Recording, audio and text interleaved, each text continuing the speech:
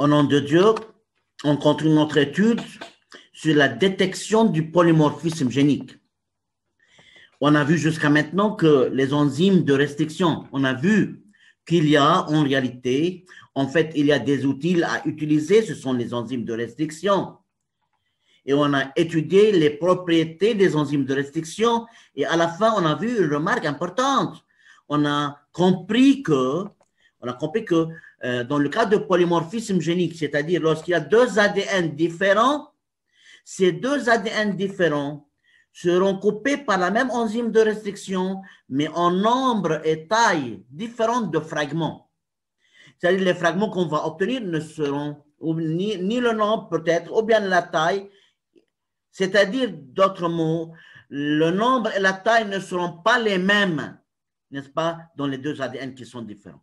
Mais si les deux ADN sont identiques, on aura le même nombre de fragments et la même taille des fragments. Alors, c'était pour les enzymes de restriction, les outils. Et alors, quelle est la procédure? Messieurs, ce qu'on va faire, on va reprendre la question d'avant. Regardez la question. La question était, on a ce pauvre individu, cette pauvre personne. Et on se demande, est-ce qu'il s'agit d'un cancer dans la main de cette personne? C'est-à-dire, est-ce qu'il y a un polymorphisme génique? Pour répondre à cette question, vous le savez jusqu'à maintenant.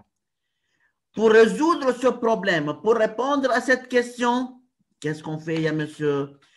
On prélève l'ADN d'où? D'une cellule normale, de n'importe quelle partie du corps et d'une cellule de la tumeur. Donc, pour savoir si les cellules de la tumeur présentent un ADN différent, on prend l'ADN de n'importe quelle partie du corps, ADN d'une cellule normale d'une partie du corps et l'ADN d'une cellule tumorale. Alors, pour résoudre ce problème, virgule, on prélève l'ADN d'une cellule normale de n'importe quelle partie du corps de cet individu et on prend l'ADN d'une cellule de la tumeur. Puis, qu'est-ce qu'on va faire? On les coupe par la même restriction enzyme. C'est-à-dire, on va couper l'ADN 1, si vous voulez, qui est l'ADN d'une cellule normale, une cellule normale, et on va couper l'ADN 2 de la cellule de la tumeur, tumorale, par la même enzyme de restriction. C'est très important. Monsieur, il reste à faire une chose. Il reste à savoir combien de fragments on a obtenus et quelle est la taille de chaque fragment pour l'ADN 1 et combien de fragments et quelle est la taille de chaque fragment dans l'ADN 2. Comme ça, en les comparant, si on obtient le même nombre de fragments et la même taille pour ADN 1 et ADN 2, c'est-à-dire ces deux ADN sont quoi? Si on obtient le même nombre de... Identique. Identique, c'est-à-dire il n'y a pas un polymorphisme. Si la taille ou bien le nombre de fragments n'est pas le même, alors... Il y a polymorphisme génique. Il y a un polymorphisme génique. Monsieur, comment on peut savoir le nombre de fragments et la taille des fragments? Comme ça. Comme ça. Qu'est-ce que c'est que cela, monsieur? Bon, regardez. Puis, qu'est-ce qu'on va faire? Je vais expliquer doucement. Toujours, s'il y a des questions, vous allez les poser directement. Puis, qu'est-ce qu'on va faire, monsieur? On a fragmenté. On a coupé les ADN par la même enzyme de restriction. Puis, qu'est-ce qu'on fait? Regardez, là, c'est un bécher, c'est un récipient spécifique. Je veux dessiner le schéma. Vous allez le dessiner en même temps que moi. Et que ça sera plus mieux pour vous. Regardez, je veux dessiner, n'est-ce pas, le schéma, n'est-ce pas, et dessiner en même temps que moi, s'il vous plaît. Alors, on va amener au laboratoire, on va amener maintenant un récipient ayant cette forme. Dessiner en même temps que moi. On va amener un récipient comme ça. C'est un récipient. comme ça et comme ça. Oui, et ce récipient est particulier. Il présente des puits. C'est un puits. C'est un deuxième puits. Il y a plusieurs puits. Ah, j'ai besoin de 2 puits. Vous allez voir tout de suite comment. Ce qui m'intéresse, c'est que dessiner, n'est-ce pas? Et on va expliquer doucement ensemble. Alors, j'ai ce récipient. C'est un récipient particulier ayant des puits. Ce sont des puits là. Qu'est-ce qu'on va faire ensuite, monsieur? On va mettre là les fragments de l'ADN 1. Les fragments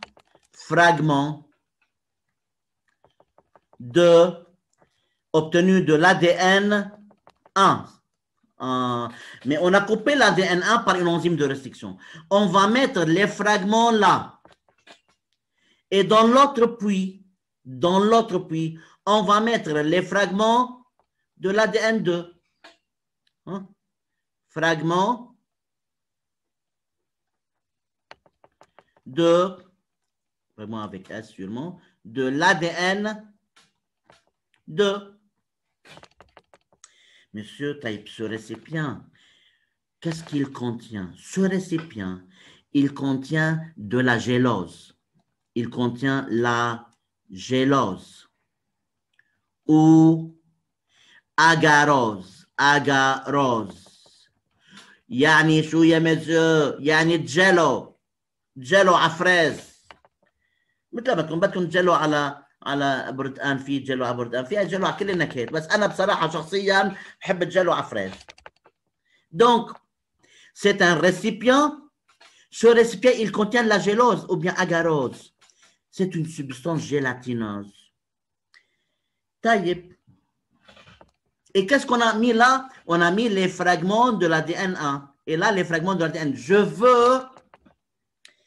veux séparer ces fragments qui sont, n'est-ce pas, mélangés ensemble. Je veux les séparer pour que je puisse les compter et savoir la taille de ces fragments. Alors, c'est un récipient qui contient de la gélose ou agarose. Ce récipient est gradué. Ce récipient est gradué comme ça, est gradué.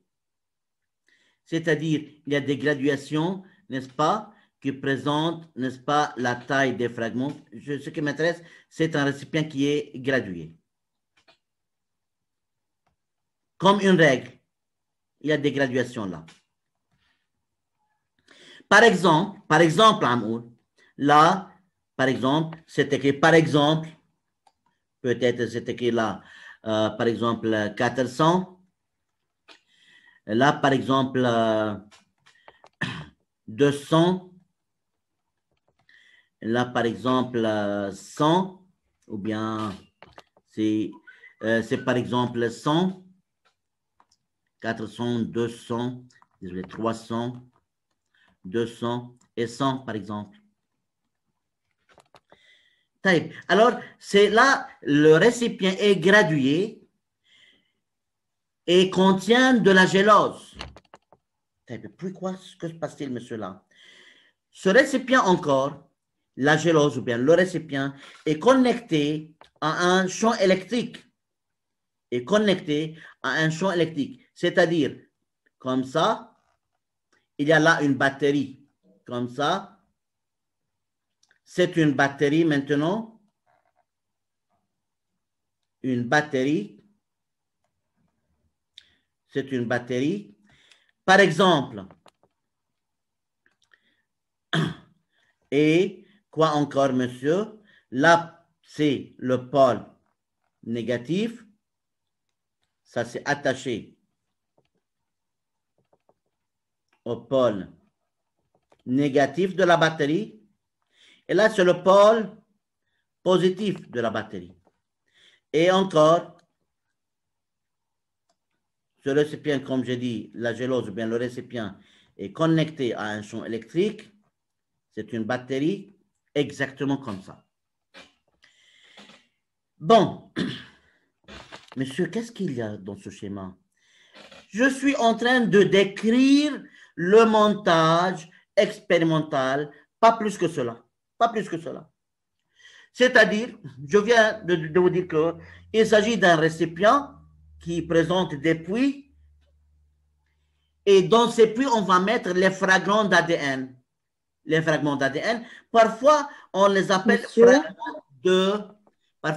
fragments de restriction,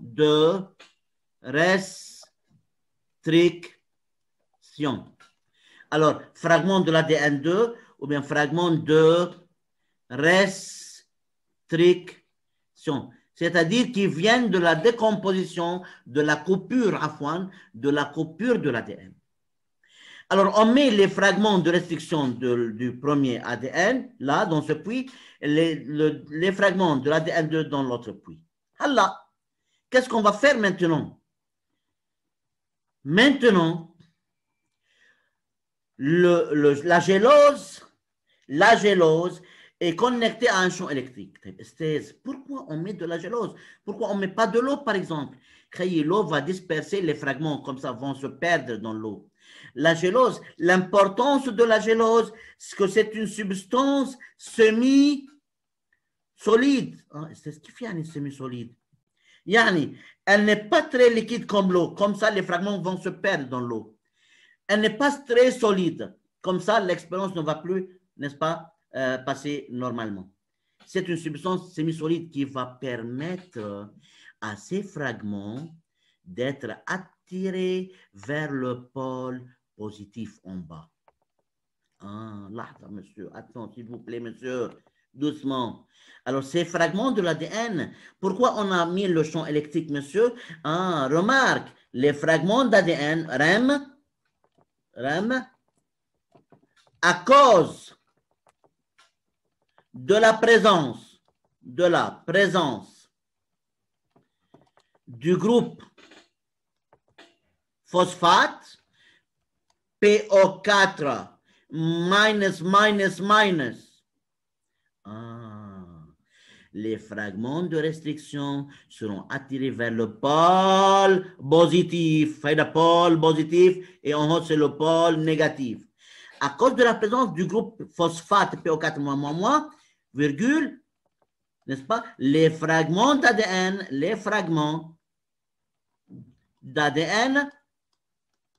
seront attirés vers le pôle positif. N'est-ce pas? Ça commence à être un peu clair, pas beaucoup. Bien, monsieur, il y a un récipient qui est creusé depuis. Dans ces puits, on a mis les fragments de restriction. Ce récipient contient la gélose, qui est une substance gélatineuse, semi-solide, et un champ électrique. Maintenant, parce que la gélose n'est pas très solide, alors il y aura possibilité de l'attraction. Ces fragments seront attirés vers le bas, vers le pôle positif. Pourquoi vers le pôle positif? Car à cause de la présence du groupe phosphate PO4 n'est-ce pas? Les fragments de l'ADN seront attirés vers le pôle positif. Et maintenant, les fragments seront attirés vers le bas par ce champ électrique. Là où le récipient contient une substance très liquide, les fragments vont se perdre, comme ça, n'importe où vont se perdre. Et si la substance est très solide, n'est-ce pas, les fragments ne seront plus attirés. Alors, j'ai besoin d'une substance semi-solide qui va faciliter la migration des fragments vers le bas. Migration des fragments vers le bas. Alors, je veux là mettre une chose, n'est-ce pas, dans cette direction, comme ça, vers le bas, comme ça, et je veux écrire le mot migration. Migration.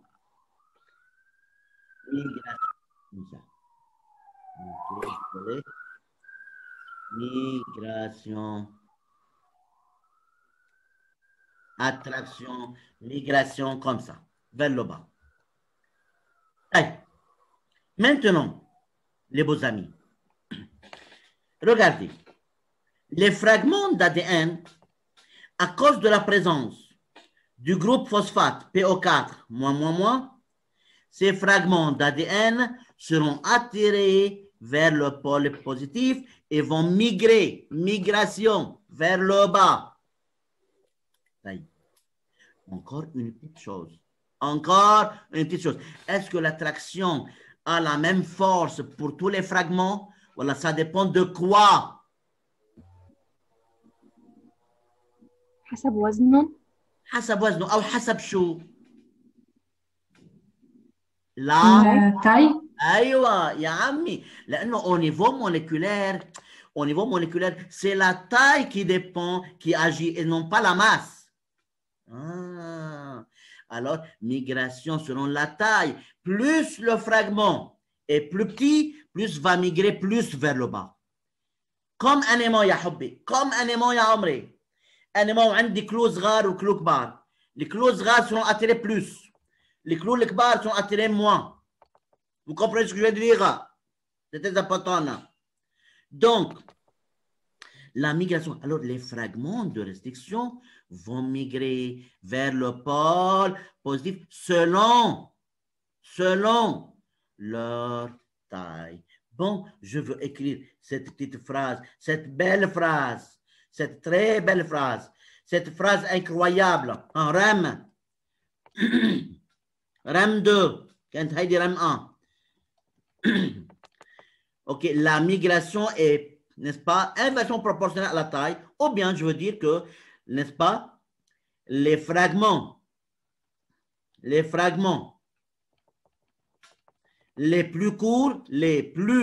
courts seront attirés vers,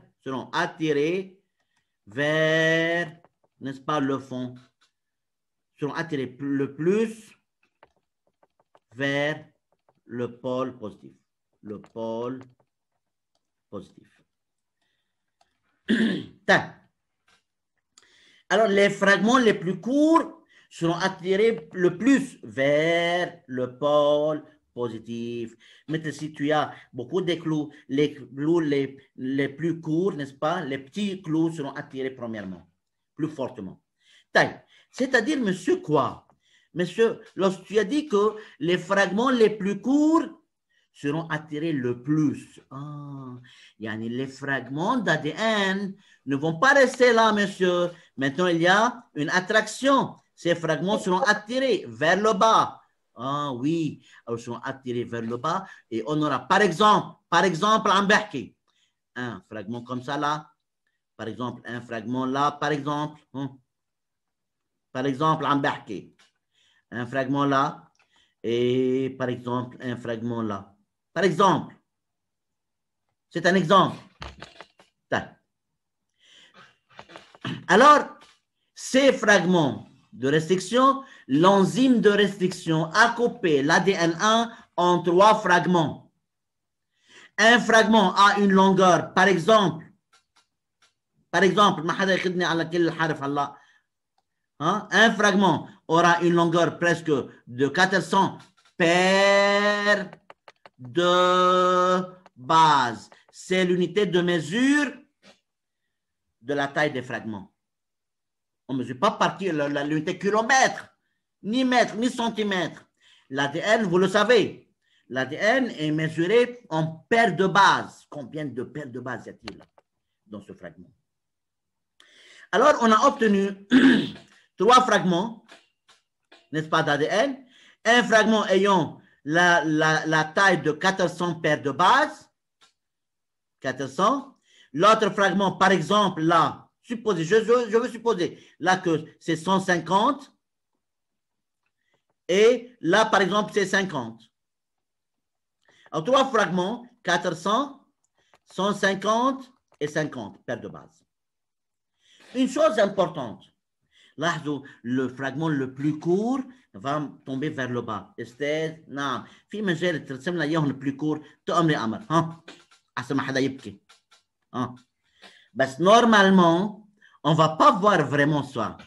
Normalement on va pas voir que la taille est plus courte. Je peux pas voir à l'œil nu. Ben, ce qui m'intéresse, plus le fragment est en bas, plus il est plus court que l'autre fragment qui est au-dessus. Parfois, qu'est-ce qu'on fait? On ajoute une substance très importante. On ajoute une substance qui est là. On ajoute une substance appelée bromure d'éthidium.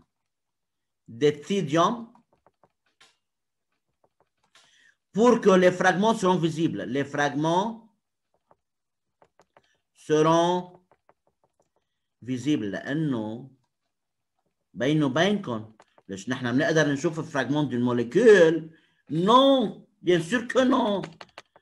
Alors, pour les visualiser, pour qu'on puisse voir ces molécules, on ajoute une substance appelée bromure d'éthidium et on les expose aux rayons ultraviolets. Ce n'est pas un objectif. Ce n'est pas un objectif. Parce que j'aurais voulu dire ça. Ce qui m'intéresse comme un objectif, que les fragments de restriction de l'ADN 1 seront attirés différemment vers le pôle positif, différemment, c'est-à-dire comment différemment? C'est selon leur taille. Les fragments les plus courts sont attirés plus. Alors, comme ça, et en ajoutant le bromure d'éthidium avec les rayons ultraviolets, je peux compter combien de fragments j'ai obtenus, je peux savoir quelle est la taille de chaque fragment. À noter une chose importante, que c'est ce qu'on va obtenir comme ça, ce qu'on a obtenu,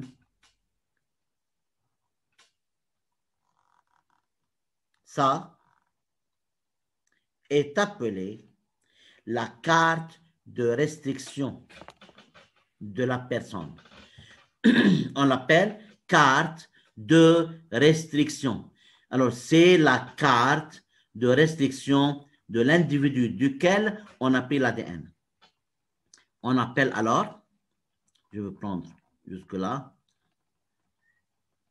tout ça, on l'appelle la carte de restriction. Carte de restriction. Encore quelques minutes, puis on va discuter ensemble. Encore quelques minutes, 4 minutes maximum, et on va discuter les choses. Ce qui est vraiment intéressant, je n'ai pas encore fini. Bien sûr, il y a quelque chose encore à dire. Monsieur, tu as intensité l'ADN 2, là, je n'ai pas oublié. Parce les molécules, les fragments de décision aussi, n'est-ce pas, de l'autre ADN, sont aussi attirés selon leur taille, sûrement, bien sûr. Aussi seront attirés selon leur taille. Peut-être monsieur ou Baden. Qui peut continuer maintenant? Les fragments d'ADN 2 seront aussi attirés. Et qui peut continuer maintenant? Qui peut m'aider?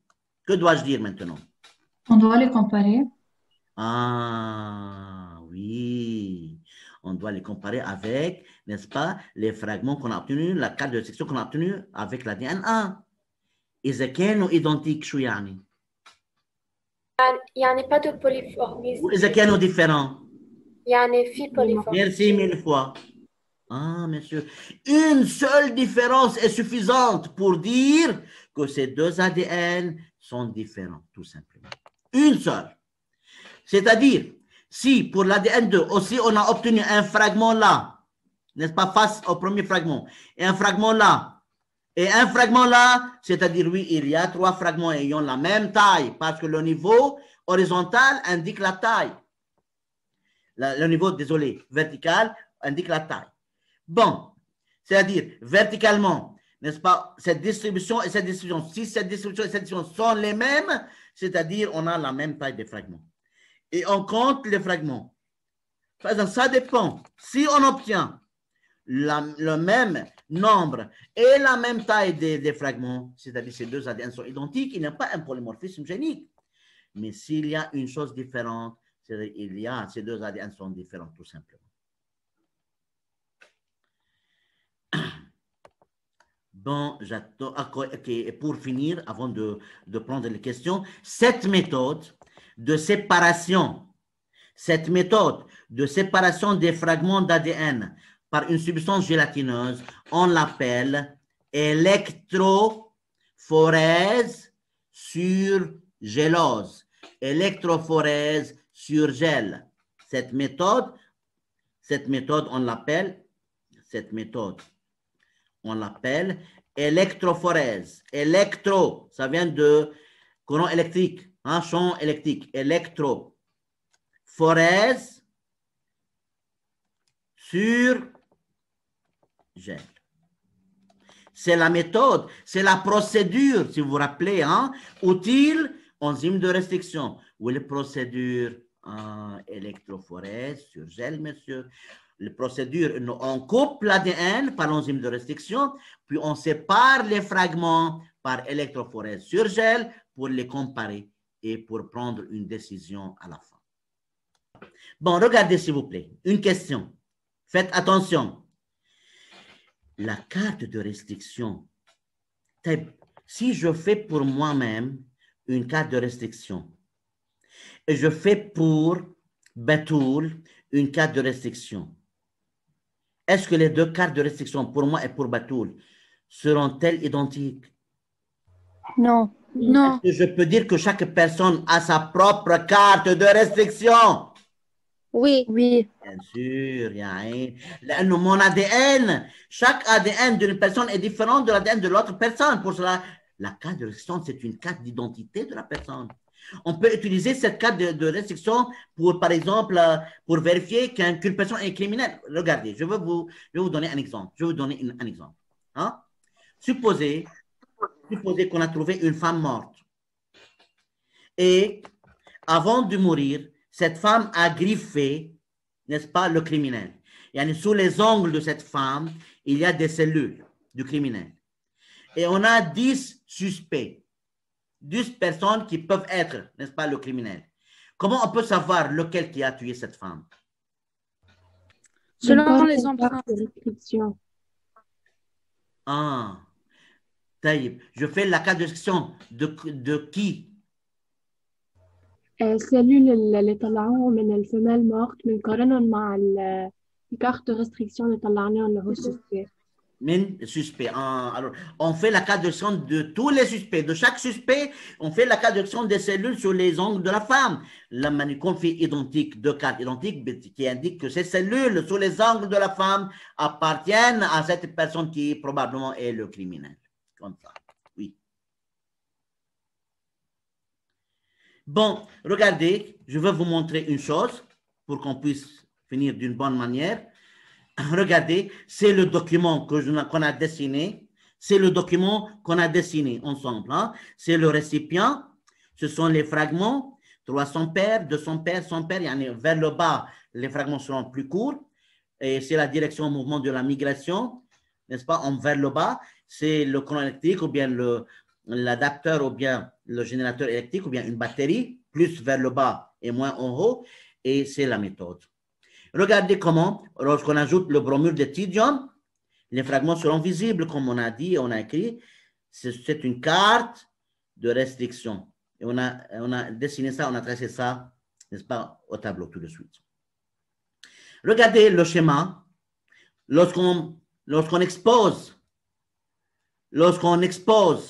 les fragments au rayon ultraviolet, regardez ces fragments. Vous voyez la couleur? Regardez là. Ok, attendez un tout petit peu. Vous voyez, c'est très coloré là. Ce sont les fragments d'ADN. Comme ça, on peut le voir. Vous voyez? Alors, les fragments d'ADN avec bromure de tritium seront visibles parce que je dois les exposer au rayon ultraviolet et ça apparaît comme ça, presque comme ça. Pour finir, je veux encore maximum 5 minutes, s'il vous plaît, regardez. On a fait la carte de restriction de 5 individus. Individus A, B, C, D et E. On a fait la carte de restriction de l'individu A, la carte de restriction de l'individu B, C, D et E. Bien. Regardez attentivement, s'il vous plaît. Regardez, la migration se fait comme ça, dans cette direction. Dans cette direction, voyez, parce que Vous voyez, on a mis le pôle positif. Là où se trouve le pôle positif, c'est-à-dire, je fais la migration vers le pôle positif. Si je regarde les cas de restriction de ces 5 personnes,